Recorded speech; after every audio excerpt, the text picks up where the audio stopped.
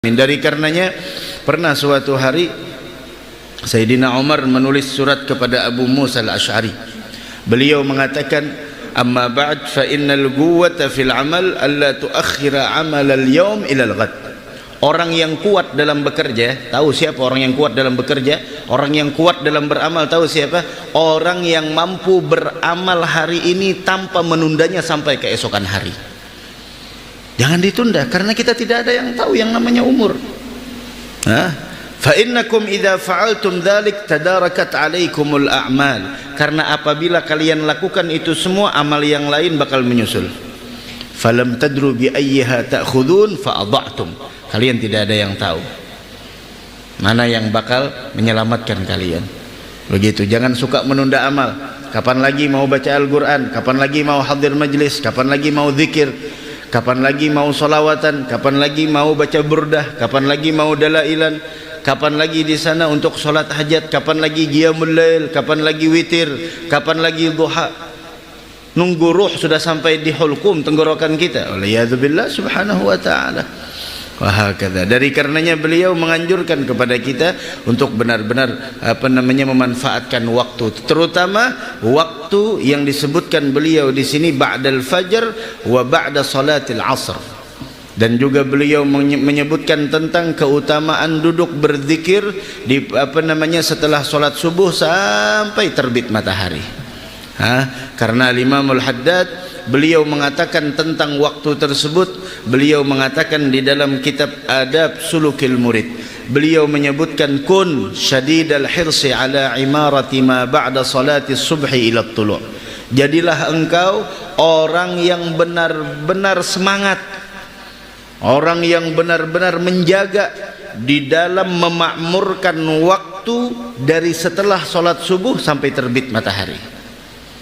Sampai terbit matahari. Satu, wa ma ba'da salatil asri ila al-maghrib, wa ma ba'da salatil asri ila al-ghurub, dan waktu setelah salat asar sampai terbenam matahari. Fahadhani waqtani, dua waktu ini kata Imamul Haddad syarifan, dua waktu yang sangat mulia.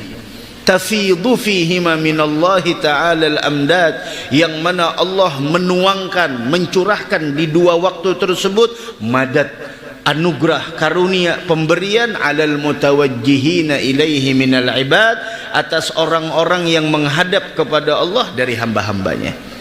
Dari karenanya itu wirdul latif, jangan ketinggalan setelah sholat subuh. Kemudian lagi sebelum maghrib 15 menit bismillah tawajjuh ilallah subhanahu wa ta'ala. Meskipun engkau di mobilmu, meskipun engkau di dalam perjalananmu, sebelum maghrib lihat maghrib jam berapa, 15 menit bismillah tawajjuh, bismillah qul huwallahu ahad Allahu samad lam yalid wa lam yulad wa lam yakul lahu kufuwan ahad, sehingga tidaklah terbenam matahari melainkan engkau dalam keadaan zikir kepada Allah subhanahu wa ta'ala. Wa hakadha, begitu juga ba'dal fajr, setelah sholat subuh ila tulu'is syams, sampai terbit matahari. Wah, beginilah yang diajarkan oleh guru-guru kita di pondok-pondok pesantren. Ketika menjaga dua waktu tersebut, lihat ilmunya, manfaatnya bagaimana. Lihat keberkahan ilmu yang Allah berikan kepada anak-anak santri kita. Dituangkan amdad, dituangkan oleh Allah, diberikan oleh Allah berbagai macam madat bagi orang yang menghadap pada saat itu. Ibarat kata tuh, masya Allah, di sebuah tempat, di sebuah sungai ikannya banyak, dan ma'ruf, udah tahu itu ikannya banyak, tapi siapa yang dapat? Yang mancing. Yang tidak mancing tidak dapat. Tidak dapat. Yang dapat yang mancing. Nah begitu juga, udah tahu dua waktu ini dua waktu yang mulia, mengawali siang, mengakhiri siang. Mengawali siang dengan zikir, maka dari karenanya ya bena Adam udhkurni ba'da salatil fajri sa'atan wa ba'da salatil asri sa'atan akfika ma bainahuma.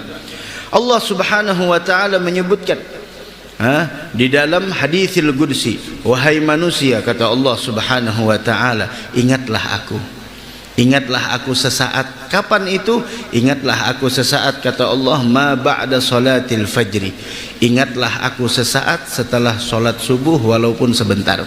Sa'ah di sini bukan berarti 1 jam, akan tetapi sesaat, sebentar aja. Ingatlah aku, ma ba'da salatil fajri sa'atan, setelah solat subuh sesaat. Wa ma ba'da salatil asri sa'atan, dan setelah solat asar walaupun sebentar, akfika ma bainahuma, aku akan berikan kecukupan di antara waktu kedua itu. Dalam riwayat yang lain Allah berfirman, ibna Adam udhkurni sa'atan min awwalin nahar, sebagaimana yang sudah kita baca di akhir, di penutup daripada kitab Risalatul Muawanah Wasaya Ilahiyah. Allah berfirman di sana dalam haditsil qudsi, ibna Adam udhkurni sa'atan min awwalin nahar wa sa'atan min akhirih. Manusia, ingat aku. Kapan ingat aku? Sesaat di awal harimu, ketika engkau mengawali harimu, wa sa'atan min akhirih, dan sesaat di akhir harimu. Akfika ma baina dzalik, aku cukupkan antara keduanya itu. Arti aku cukupkan sama tadi seperti kita salat maghrib, setelah salat maghrib sama setelah salat subuh kita membaca amanar rasulu bima unzila ilaihi mir rabbihi wal mu'minun kullun amana billah. Keistimewaannya luar biasa. Siapa yang membaca setelah maghrib, Allah berikan kecukupan dia di malam itu. Ada yang mengatakan yang dimaksud dengan diberikan kecukupan, dia telah ditulis oleh Allah sebagai orang yang menghidupkan malam itu dengan ibadah. La ilaha illallah. Mudah-mudahan istiqamah insyaallah. Dari karenanya sampai Allah berfirman lagi, ya bena Adam la ta'jaz, wahai manusia jangan engkau tinggalkan, antusalliyali, bahwa engkau solat untukku arba'a raka'atin min awalin nahar, 4 rakaat di awal siangmu, solat duha.